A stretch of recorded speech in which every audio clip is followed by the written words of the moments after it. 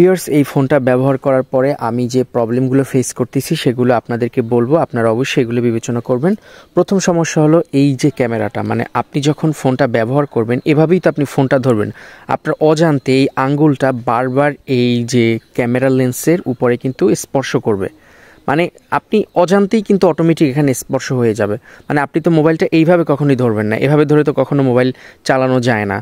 আপনি তো অবশ্যই এইভাবে চালাবেন, এইভাবে মোবাইলটা ধরে বা দুই হাত দিয়ে ধরবেন, তখন অজান্তেই কিন্তু এই লেন্সের উপরে আপনার হাতটা পড়বে। আর আপনারা জানেন যে লেন্সে আপনার যত হাত পড়বে এটা কিন্তু অস্পষ্ট হবে, এবং আস্তে আস্তে আস্তে আস্তে 1 মাস 2 মাস 3 মাস 1 বছর পরে এই লেন্সটার অবস্থা 12টা বেজে যাবে, মানে ঘোলাটে হয়ে যাবে। তো এটা কিন্তু বিশাল একটা প্রবলেম। এর জন্য অবশ্যই আপনাদেরকে কিন্তু এই লেন্স প্রোটেক্টর ব্যবহার করতে হবে। তো এই সমস্যাটা দূর করার জন্য আমি কিন্তু একটা কভার ব্যবহার করি। অনেক কভার আছে যেগুলো আসলে লেন্স প্রোটেক্টর আলাদা কিনতে গেলেও এগুলোর অনেক দাম, আর আপনি এই সব মোবাইলের কোনো একটা অ্যাক্সেসরিজ কিনতে গেলে প্রচুর পরিমাণে দাম। তো আমি এইরকম একটা কেসিং আসলে ব্যবহার করি। এই যে দেখেন, এটার কিন্তু গ্লাস দেওয়া আছে সাথে। তো বেশি দাম না এটা, বসুন্ধরা শপিং থেকে আমার কাছ থেকে 400 টাকা নিছে, কিন্তু এর আগে যে আমি 3 চালিয়েছি S23 তার সেটা নিছিল 300 টাকা মনে হয়। তো ওখানে একটু দাম বেশি, এখন তাড়াহুড়ো করে আমি নিয়ে আসছি। তো এর জন্য আর কি, এটা লাগাইলে বেশ প্রিমিয়ামই লাগে ফোনটা। আমি দেখাচ্ছি, দেখেন এই যেটা লাগালে কিন্তু ফোনটা মোটামুটি প্রিমিয়াম লাগে। এটা ম্যাগনেটিক, আপনি ওয়্যারলেস চার্জিং করতে পারবেন। তো এটা কিন্তু আমার কাছে একটা বিরক্তিকর ব্যাপার। আর দ্বিতীয় কথা হলো যে মোবাইলটা, আগের যে মোবাইলটা ছিল S23, সেটা একটু ভারী আর একটু হালকার কারণে একটু সুযোগটা এটা একটু বেশি, মানে একদম হালকা, মানে আপনি খুব কমফোর্টভাবে কিন্তু এটা হাতে ইউজ করতে পারবেন। আর দ্বিতীয় প্রবলেম, আপনারা এগুলো আসলে অনেকেই বলবেন যে এগুলো আসলে কোনো প্রবলেম না, কিন্তু আমার কাছে S23টা একটা ফিল ভালো ছিল। ওইটা আসলে কার্ভ ছিল, টাইপ করতে একটু খুব সুন্দর দ্রুত টাইপ করা যেত, এবং মানে একটা অন্যরকম একটা ফিল হতো। আর যেহেতু এটা কার্ভ না, ফ্ল্যাট ডিসপ্লে, যার ফলে আসলে আমার কাছে ওই S23-র কার্ভটা আসলে বেস্ট ছিল। আর একটা প্রবলেম হলো আপনার এই ফোনে কিন্তু আপনি যখন S24 কিনবেন তখন কিন্তু কল রেকর্ড অপশন পাবেন না। আপনি কিন্তু অন্য কোনো অ্যাপস ইউজ করে, মানে থার্ড পার্টি কোনো কল রেকর্ড অ্যাপস ইউজ করেও কিন্তু কল রেকর্ড করতে পারবেন না। সেটা কিন্তু আপনাকে ম্যানুয়ালভাবে কম্পিউটারের মাধ্যমে CSC সেন্স করে তারপরে করতে হবে। তো আমি অলরেডি করে নিয়েছি, আমি দেখাই একটু আপনাদেরকে।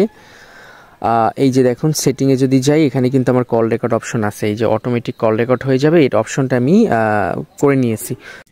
হ্যাঁ ভিউয়ার্স, আর একটা সমস্যা, এই যে সিম ইজেক্টর এবং মাইক্রোফোন, এই দুটো কিন্তু পাশাপাশি থাকার কারণে অনেক সময় আপনারা ভুলে এই মাইক্রোফোনের জায়গায় আসলে সিম ইজেক্টর প্রবেশ করে দিতে পারেন।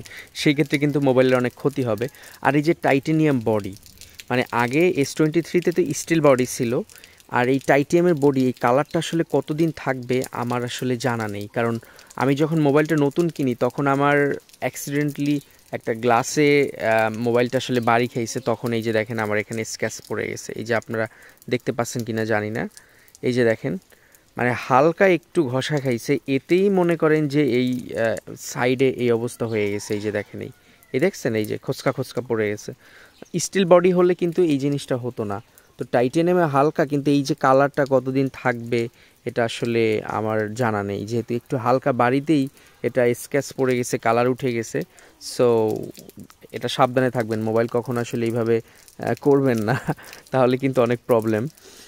আর আর ফিঙ্গারপ্রিন্ট সেন্সর সব কিছুই ঠিক আছে, প্রবলেম নেই। আর এই যে এইটা আপনার, এই যে এটা একটু বাইরে থাকে আর কি, সবগুলোতে দেখছি এই যে একটু বাইরে। এটা যদি আরেকটু ভিতরে থাকতো তাহলে আমার মনে হয় ঠিক ছিল। S23-তে এই সমস্যাটা ছিল না। এটা আমার কাছে মানে কেমন যেন একটু বাইরে বাইরে থাকে। এটা অনেক সময় ভুলে টিপলে গিয়ে যদি হারিয়েই যায় তাহলে কিন্তু অনেক সমস্যা স্পেনটা।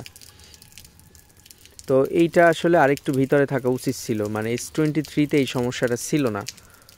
ভিউয়ার্স, এই ফোনের AI ফিচার্স কীভাবে ব্যবহার করবেন এবং কল রেকর্ড কীভাবে চালু করবেন, আরও S Pen-এর কী ব্যবহার রয়েছে, এগুলো যদি আপনারা ভিডিও চান তাহলে আমি আমার এই চ্যানেলে ভিডিও দিব, আপনারা কমেন্ট বক্সে অবশ্যই জানাবেন। আর ফোন সম্পর্কে যদি বলি, এই ফোন আসলে যথেষ্ট ভালো একটা ফোন, সুপার স্পিড, কখনো হ্যাং ল্যাগ এগুলো করবে না বললেই চলে। আর ফোনগুলো চালিয়ে আপনি আসলে অনেক শান্তি পাবেন। আর বিশেষ করে ক্যামেরা তো জোস, এগুলো আসলে বলার মানে এটা কি বলবো, দেখেন ক্যামেরা কাকে বলে, মানে ক্যামেরা খুব মারাত্মক লেভেলের। তো মানে ক্যামেরাতে আপনারা অনেক সন্তুষ্ট হবেন এবং পোর্ট্রেট মুভ তো 5x আছেই। তো যাই হোক, এই ব্যাপারে আসলে বলার কিছু নেই। যারা এই ফোন সম্পর্কে মোটামুটি ধারণা আছে তাদের জানে যে ক্যামেরাগুলো কেমন। তো যাই হোক, ভিডিওটা আজকের এই পর্যন্তই ছিল। সবাই ভালো থাকবেন, আল্লাহ হাফেজ।